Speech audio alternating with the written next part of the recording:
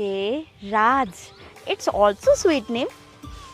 আসলে আমি একটা কোম্পানি। হ্যাঁ হ্যাঁ, জানি জানি, মা আমাকে সব বলেছে। তুমি হলে কোম্পানির মালিক।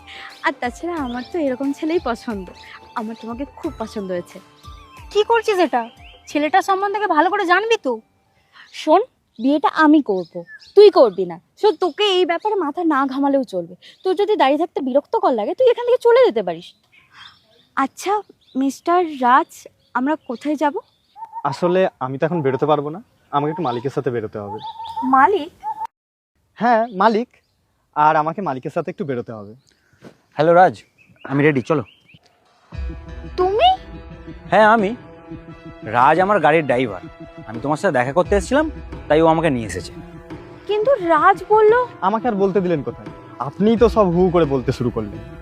মুভি দেখবো বলে পুরো থিয়েটার বুক করা ছিল, এবং তোমার সাথে সেলিব্রেট করবো বলে পুরো রেস্টুরেন্ট বুক করা ছিল। কি আর করা যাবে, হয়তো এটা তোমার ভাগ্যেই নেই। I am sorry. আর তাছাড়া তুমি তো কোম্পানির মালিক, তুমি তাহলে গাড়ি সারাতে গেলে কেন?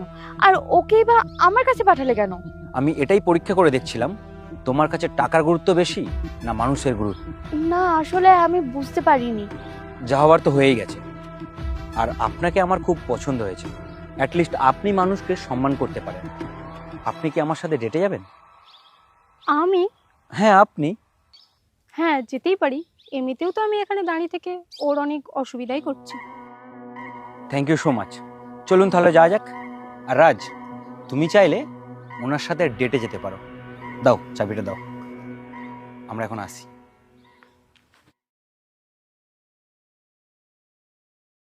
কি ম্যাডাম, চলুন তাহলে। চুপ করো, 2 পয়সার ড্রাইভার কোথাকার, সে আবার আমাকে ডেটে নিয়ে যাবে। যাও এখান থেকে।